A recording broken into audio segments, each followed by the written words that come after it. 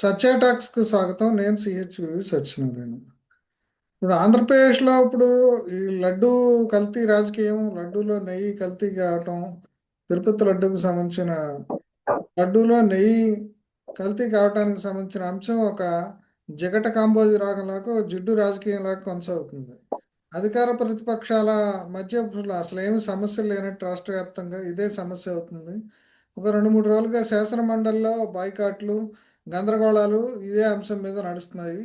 అంతేకాకుండా ఇటు హెరిటేజీ ఇందాపూరు డైరీ ద్వారా ఏదో కల్తీ నెయ్యి ఇంతకుముందు సప్లై చేసిందని, లేకపోతే నెయ్యి సప్లై చేసిందని, అట్లాగే ఇటు నుంచి ఏమో అటు భారతీయ సిమెంట్కి సంబంధించిన వ్యవహారాలు ఇవన్నీ ఒక లిమిట్ దాటిపోయాయి రాజకీయాల్లో. ఇప్పుడు ఈ అంశాలన్నిటిపై చర్చించడానికి మనతోటి సీనియర్ జర్నలిస్టు మస్తాన్ రావు గారు మనతోటి ఉన్నారు. ఆయనతో మాట్లాడి మరిన్ని వివరాలు తెలుసుకుందాం. మస్తాన్ రావు గారు నమస్తే అండి. నమస్తే సార్.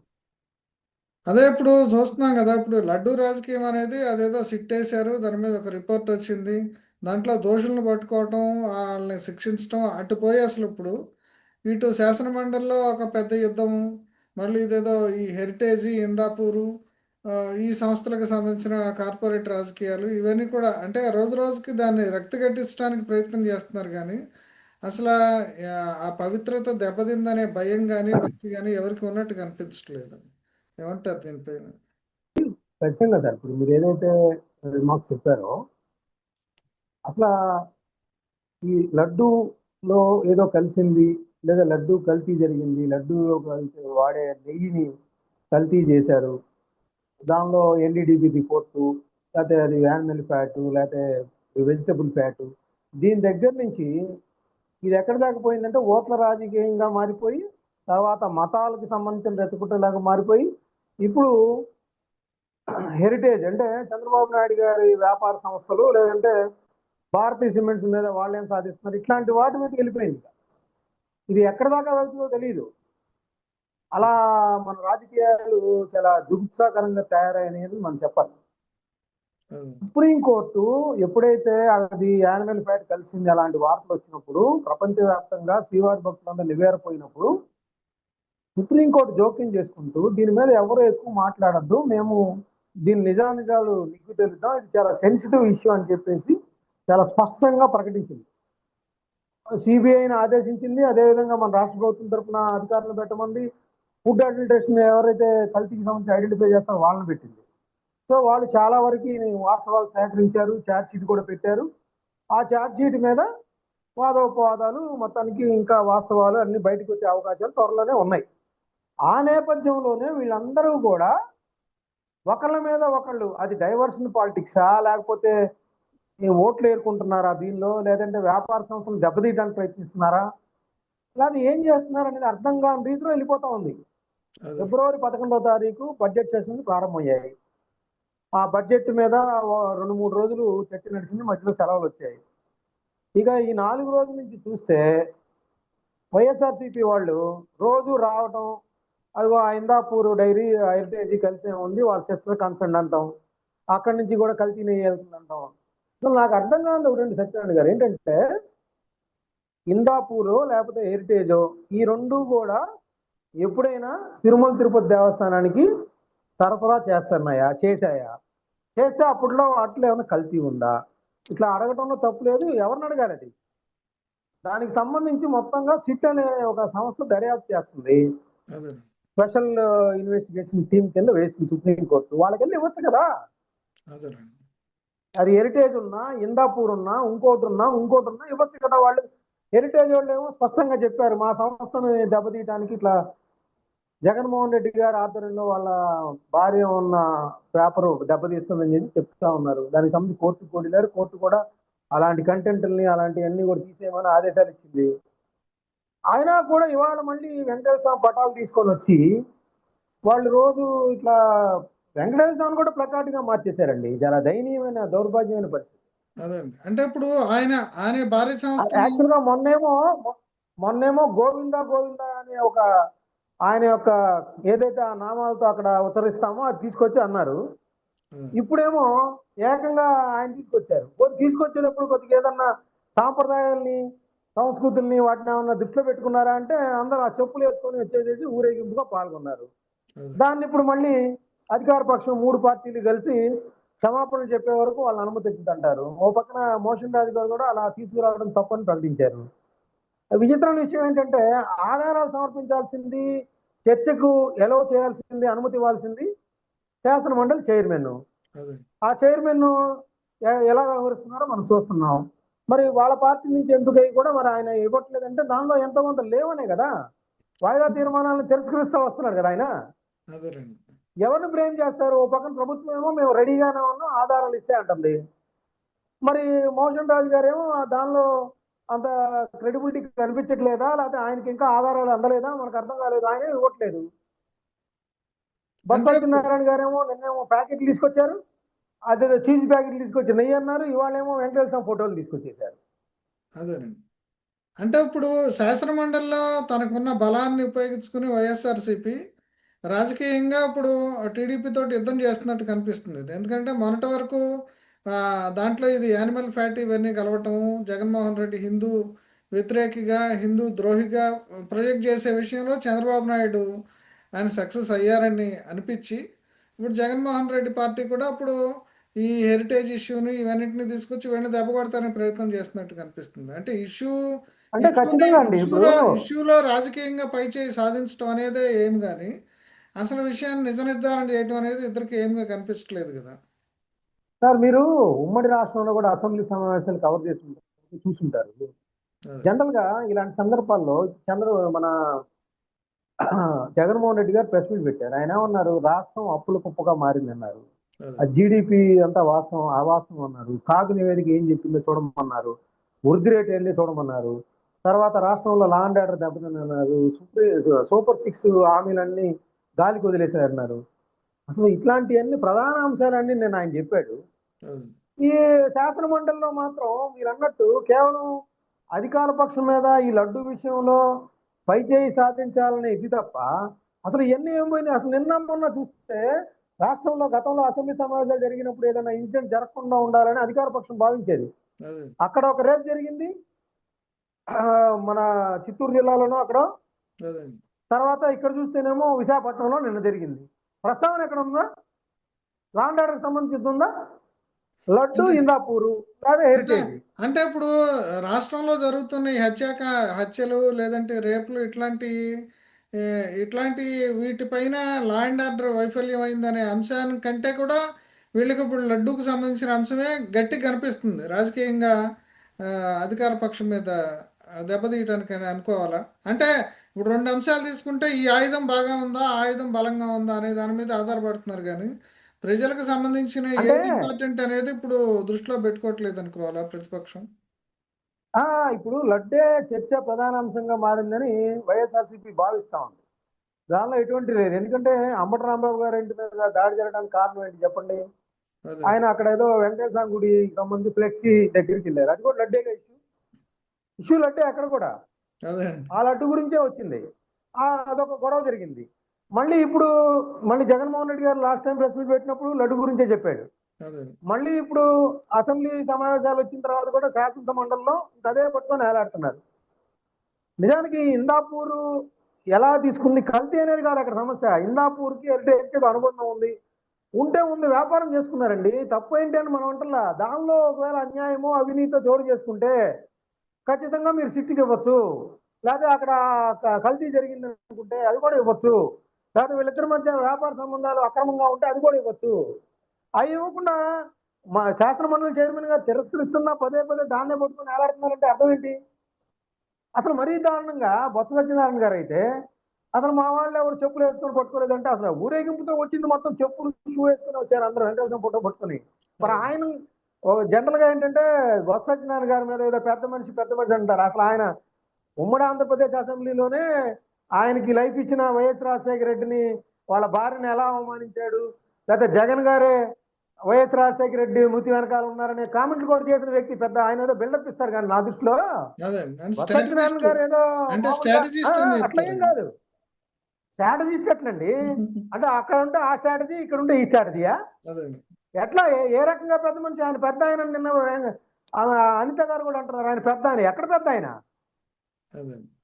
లైఫ్ ఇచ్చిన రాజశేఖర రెడ్డి వాళ్ళ భార్యని కొడుకుని తోలనాడితే అది ఆయన స్ట్రాటజీనా, లేకపోతే లైఫ్ ఇచ్చే ఆయన ఆయన పెద్దరికం నిలిచిందా? ఇప్పుడు అదే. ఒకవేళ జగన్మోహన్ రెడ్డి గారే శాసన మండలిలో వ్యూహం పొందుదామని అనుకున్నారు, వెంకటేశ్వర స్వామి ఫోటోలు తీసుకెళ్ళమని.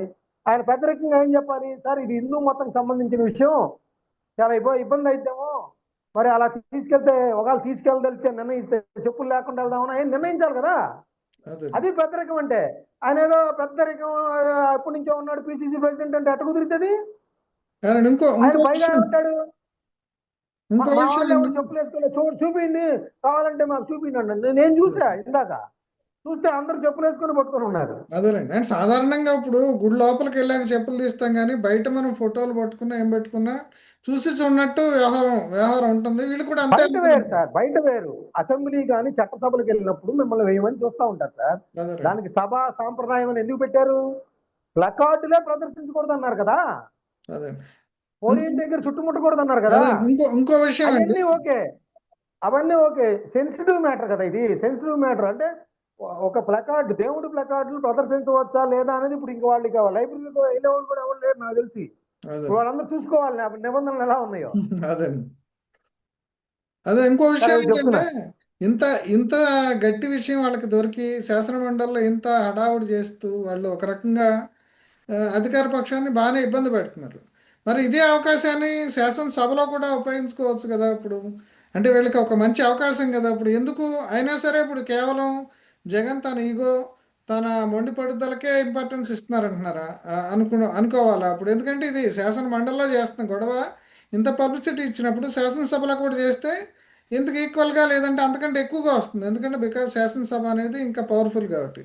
ఎందుకని ఆ విషయంలో జగన్మోహన్ రెడ్డి తన మొండి పట్టుకే ఆ, కట్టుబడి ఉన్నారంటారు?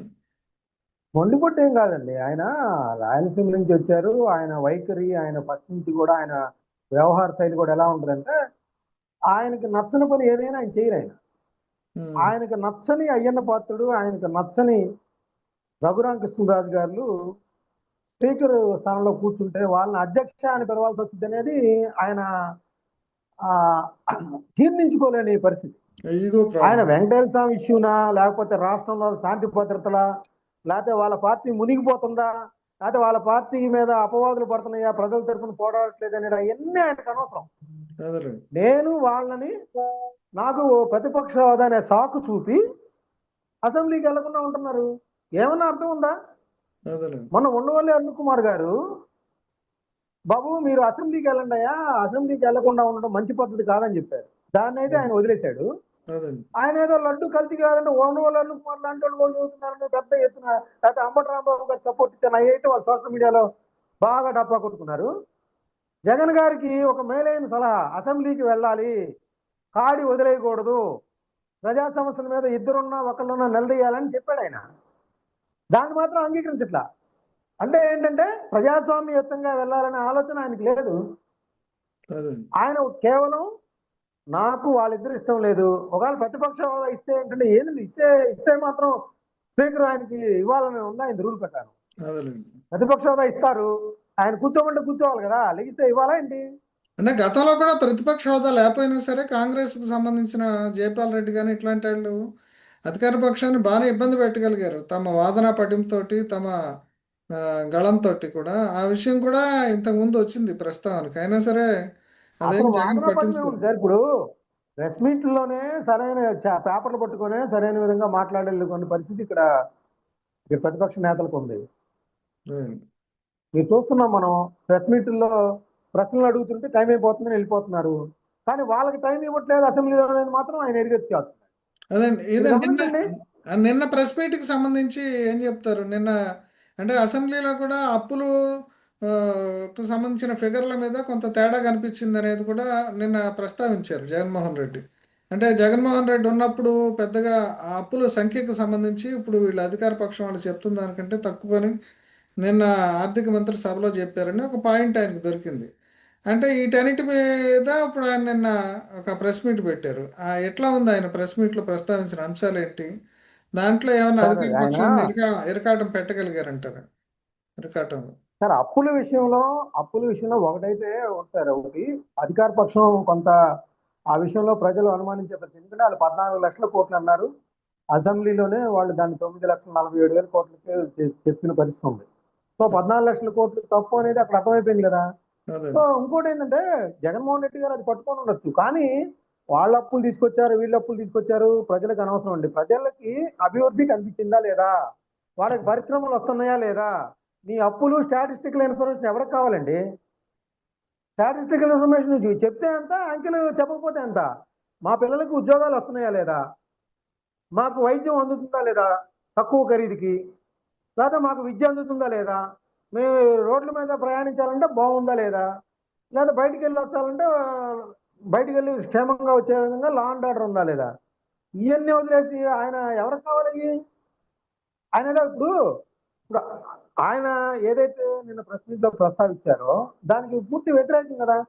ఆయన 100 సమస్యలు చెప్పాడు, ఒక్క సమస్య అయినా ప్రస్తావిస్తున్నారా? కేవలం లడ్డుకు పరిమితం అయ్యారు కదా శాసన మండలిలో. అదేనండి.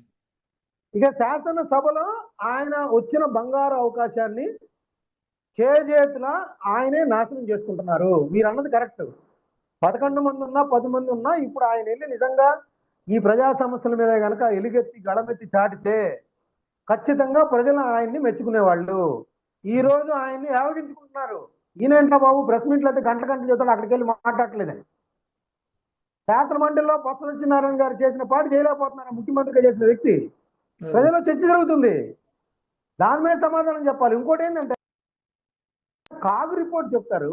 కాగు రిపోర్టు ఆయన అధికారంలో ఉన్నప్పుడు కూడా కాగు రిపోర్ట్ అలానే ఉంటుంది. అదే కాగు రిపోర్ట్ ఏమన్నా పాజిటివ్ గా ఉందా సెంట్రల్ లో కానీ స్టేట్ లో కానీ ఎక్కడైనా? అదేనండి. ఆయన అన్ని కాగు రిపోర్టులను చెప్పాలి. కేవలం కూటమి ప్రభుత్వానికి వ్యతిరేకంగా ఉన్న ఒక కాగు రిపోర్ట్ కాదు. ఆయన 5 ఏళ్ల కాలంలో కాగు రిపోర్ట్ ఏమనిచ్చింది, మద్యం విషయంలో ఎంత కొట్టారని ఇచ్చింది, మిగతా ట్యాక్సుల విషయంలో ఎంత ఇచ్చేసారని ఇచ్చింది, లేదా అప్పుల విషయంలో ఎంత ఇచ్చేసారని ఇచ్చింది, రోడ్లను గాలి వదిలేశారని ఇచ్చింది.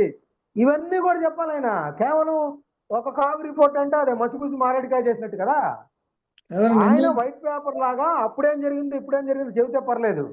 కేవలం ఆయన ఏదో నవ్వుతా, ఎందుకంటే ఎదుటి ఎవరు క్వశ్చన్లు అడగట్లే ఆయన్ని. అదే క్వశ్చన్లు అడిగే పరిస్థితి లేదు, ఆయన ఆన్సర్ చెప్పే పరిస్థితి కూడా లేదు. అదే ఆయన చెప్పాల్సింది 3 గంటలు చెబుతారు, 2 క్వశ్చన్లకు అవకాశం ఇస్తారు, వెళ్ళిపోతారు.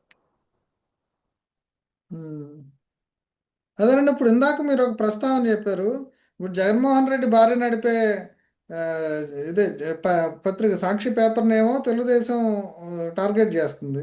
అట్లా దానికి ప్రతిగా అప్పుడు వీళ్ళు ఈ ఇది చంద్రబాబు నాయుడు భార్య నిర్వహించేప్పుడు హెరిటేజ్ మీద వీళ్ళు కౌంటర్ చేసినట్టున్నారు. అంటే దీనికి ఇది పోటీగా పెట్టారనుకోవాలా రాజకీయంగా? అదే నేను చెప్పాను కదా సార్, ఇందాకే ప్రస్తావించిన విషయం. అదేనండి. వాళ్ళు సాక్షి పేపర్ అనే కాదు, సాక్షి టీవీ అనే కాదు, భారతీయ సిమెంట్స్ కూడా టార్గెట్ చేశారు. అదే అందుకని వీళ్ళు హెరిటేజ్ టార్గెట్ చేశారు. అంటే ఇది ప్రజల సమస్యల కంటే వీళ్ళకి ప్రయారిటీస్ మారిపోయినాయి. వాళ్ళ వాళ్ళ వ్యాపార సంస్థల్ని వాడుకుంటానికి లేదా సంరక్షించుకుంటానికి వాళ్ళ ఎమ్మెల్సీలని వీళ్ళ ఎమ్మెల్సీలని వాళ్ళ మంత్రుల్ని వీళ్ళ శాసనసభ్యుల్ని వాడుకుంటున్నారు. ఇక్కడ అంటే ప్రజా గతంలో సమస్యలు అనేవి పక్కదారిపోయినాయి. గతంలో జగన్ ఉన్నప్పుడు కూడా ఒక విమర్శ వచ్చిందండి. తెలుగుదేశానికి పెట్టుబడి పెట్టేవాళ్ళు కానీ తెలుగుదేశం తరఫున దానికి వనరులు సమకూర్చే వాళ్ళందరినీ కూడా ఆ రోజున ఆయన టార్గెట్ చేశాడని చెప్తున్నారు. అంటే ఇప్పుడు కూడా అదే తరహాలో కనిపిస్తున్నట్టుంది. అంటే ఈ పార్టీకి ఇప్పుడు హెరిటేజ్ అనేది ఒక కుటుంబ సంస్థ, ఆ కుటుంబానికి ఒక బలం ఇప్పుడు ఫైనాన్షియల్గా. దాన్ని అందుకనే టార్గెట్ చేయడానికి ఇప్పుడు ట్రై చేస్తున్నాడు అదే వ్యూహంతో. సార్ ఇప్పుడు జగన్మోహన్ రెడ్డి గారికి సంబంధించి భారతీయ సిమెంట్స్ ఏదైతే ఉందో దానికి మైన్స్ ఇల్లీగల్ కేటాయించారని దాని మీద నోటీసులు ఇచ్చే నడుస్తూ ఉంది ఒక పక్కన. అదేనండి. మళ్ళీ సాక్షికి మాత్రమే ప్రకటనలు ఇచ్చారనే మీద ఒక కేసు నడుస్తోంది. అలాగే ఇప్పుడు సాక్షికి సంబంధించి వాళ్ళ హెరిటేజ్ దెబ్బతీయడానికి రోజు కథనాలు ఇస్తున్నారని ఇంకోటి నడుస్తుంది. అలాగే హెరిటేజ్ అనేది ఇందాపూర్తో కుమ్మక్కైందని దాని బ్రాండ్ ఇమేజ్ చేస్తున్నారనేది వాళ్ళు కూడా కోర్టుకు వెళ్ళిన పరిస్థితి. ఇప్పుడు పరువు నష్టం దావా కూడా వేశారు. సో ఇలా ఇది ఒకళ్ళకొకళ్ళు ప్రజా సమస్యలను ప్రస్తావించాల్సిన చట్టసభల్ని వాళ్ళ వ్యాపార సంస్థలను సంరక్షించుకోవటానికి ఒక వేదికగా ఈ చట్టసభలను వాడుకుంటున్నారు, ఈ రాజకీయాలను వాడుకుంటున్నారు అనేది తేటతెల్లం అవుతుంది ఇక్కడ. బొత్సకి 100 కోట్ల పరువు నష్టం దావా వేస్తామని చెప్పేసి హెరిటేజ్ నోటీస్ ఇచ్చింది. ఆయన ఏమో నోటీస్ అందలేదు అంటున్నాడు. నిజంగా ఇప్పుడు ఆ పరువు నష్టం దావా నిలబడుతుందంటారా కేసు? సార్ ఇప్పుడు జనరల్గా డిఫమేషన్ కేసులు ఏంటంటే మనం చూస్తూ ఉన్నాం. ఇప్పుడు గుంటూరులోనే ఎగ్జాంపుల్గా తీసుకుంటే కన్నా లక్ష్మీనారాయణ గారు, రాయపాటి సాంబశివరావు గారు చాలా ఇదిగా పరువు నష్టం దావా వేసుకున్న పరిస్థితి, వాళ్ళు ఒకరికొకరు ఆరోపణలు చేసుకున్నారు. అదే ఏమైంది, సంవత్సరాలు గడిచింది చెప్తే తేలని పరిస్థితి, ఉపసంహరించుకోవాల్సిన పరిస్థితి వచ్చింది. అదేనండి మీరు పింక్ డైమండ్ విషయం కూడా టీటీడీ ఏం చేసింది, ఏమైనా తేలిందా? అదేనండి పరువు నష్టం దావా కేసులు ఎప్పుడు కూడా ఏమీ అవ్వవు అవి. సంవత్సరం అప్పుడు దాటవేయడానికి సరిపోతాయి, ఈ లోపల జరగాల్సిన డ్యామేజ్ జరిగిపోతూ ఉంటది. కాకపోతే మేమనేది ఏంటంటే వాళ్ళ సంస్థల మీద పరువు నష్టం దావా వేసుకోమనండి, ఏమైనా చేసుకోండి, ప్రజా సమస్యల్ని విస్మరించి వాటిని చట్టసభలకు వాడుకోవటము, వాళ్ళ వ్యాపార ప్రయోజనాల కోసం చట్టసభలను వాడుకోవటం ప్రజలు హర్షించరు. అదే అది చాలా కోట్ల రూపాయల ఖర్చుతో నిర్వహిస్తున్న చట్టసభలు. ఆ సభల్ని అలా వాడుకోవడం సరైన విధానం కాదు డెమోక్రసీలో అనేది అందరూ కూడా గ్రహించాలి. ఈ లడ్డు వ్యవహారం ఇప్పట్లో తేలుద్దంటారా? అసలు ఇది ఎక్కడికి దారితీస్తుంది అంటారు? ఒక మాటలో చెప్పండి. సరే, ఇప్పుడు ఆ ఛార్జ్ షీట్కి సంబంధించి సుప్రీంకోర్టు ఎంత త్వరగా తేలిస్తే అంత త్వరగా దోషుల్ని 36 మందిని అరెస్ట్ చేశారంటున్నారు. 250 కోట్ల కుంభకోణం అంటున్నారు. ఆ నెయ్యి, పాలు, వెన్న లేకుండా నెయ్యి తయారైందన్నారు. ఈ విషయం మీద స్పష్టమైన తీర్పు వచ్చి నిందితులకు శిక్ష పెడితే అప్పుడు కానీ ఇది ఆగే పరిస్థితి ఉండదు సార్. అప్పుడు దాకా ఇలా జరుగుతానే ఉంటుంది. ఓకే ఎందుకంటే శాసన వ్యవస్థని కంట్రోల్ చేయలేదు సుప్రీంకోర్టు. ఎందుకంటే ఏ వ్యవస్థకు ఆ వ్యవస్థ మనకి ప్రయారిటీస్ ఉన్నాయి. సో అదే ఖచ్చితంగా వాళ్ళకి దొరికిన ఆధారాలను బట్టి, ఛార్జ్ షీట్ని బట్టి వాళ్ళు ఎప్పుడైతే దీని మీద స్పష్టమైన తీర్పు ఇస్తారో అప్పుడే దీనికి అడ్డుకట్ట పడి చెప్తే అప్పటి వరకు ఇది సాగుతానే ఉంటుంది. ఓకేనండి. థ్యాంక్ యూ అండి మస్తాన్ గారు. నమస్తే.